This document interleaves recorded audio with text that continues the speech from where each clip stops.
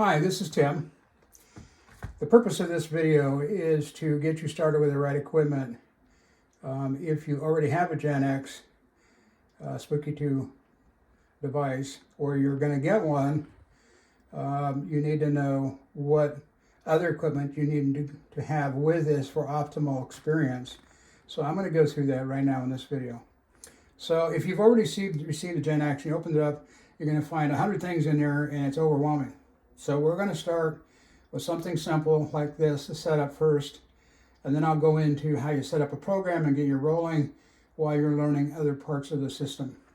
So first of all, there's a GenX. There's two cables coming out of the back of the GenX, or the side, excuse me. One is a power cable, which is this one. This cable is a USB cable that is plugged into my computer. Now the power cable I'm going to go around the back here, and I'm going to show you I have it plugged into this. You're probably familiar with uninterruptible power supplies. This would allow the GenX to run for days without shutting down. Also, a good idea is to have the computer plugged in to that device as well. If you need to act, of course, because if the generator goes down and the computer, if the computer goes down, the generator is running, it'll still stop your software unless you've loaded the programs into the GenX, and that's way down the road. So initially, you're going to run a program right off your computer. So there's the power, uninterruptible power supply. In addition to providing battery backup, it's going to provide surge protection if you have electric surges for some reason coming through the lines. It's not going to wipe out your hardware and your investment. And at the very least, you should have is a surge protector plugged, or have your devices plugged into a surge protector.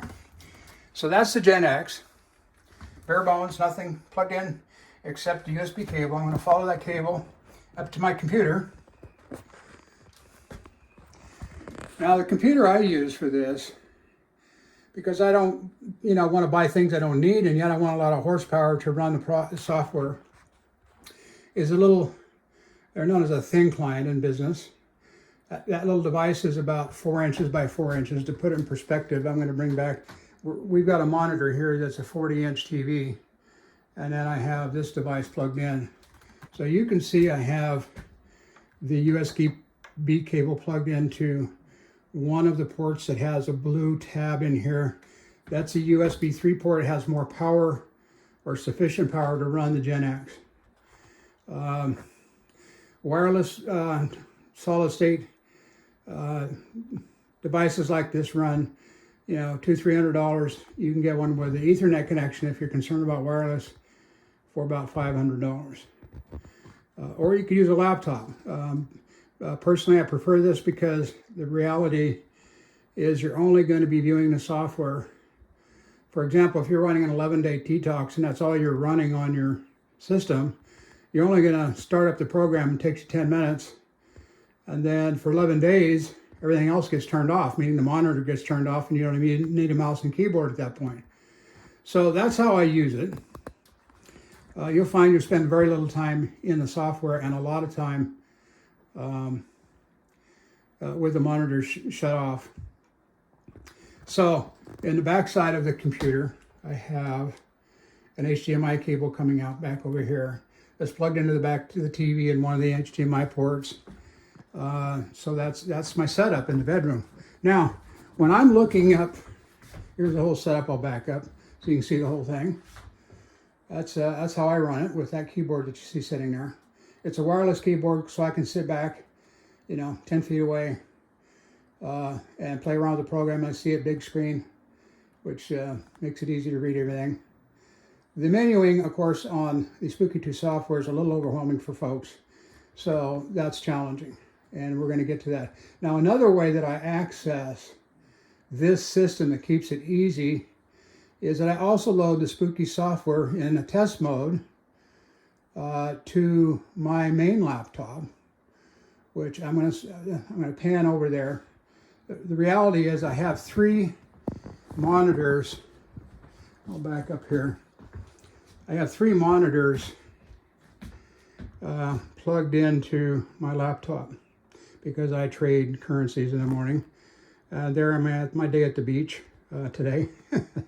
So, but I use remote control software on my laptop actually to log into the little mini computer that you saw and make changes where I don't even have to use the mouse and keyboard or the TV monitor if I don't choose.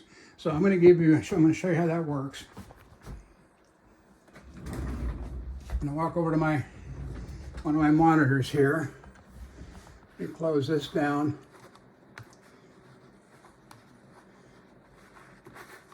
Well, my mouse is not quite, here we go.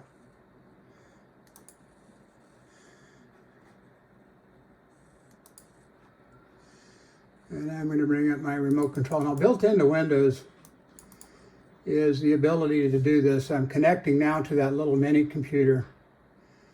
And again, the advantage here is if I'm doing a lot of work all day on my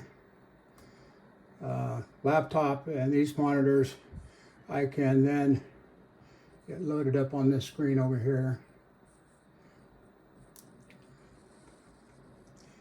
I am now looking at the desktop of that little mini computer that was running on the TV. So this is my way of using it because it's I believe in efficiency and quick and dirty stuff. I don't have to switch keyboards or turn on a TV or anything else to check in on the software. So that's the computer setup.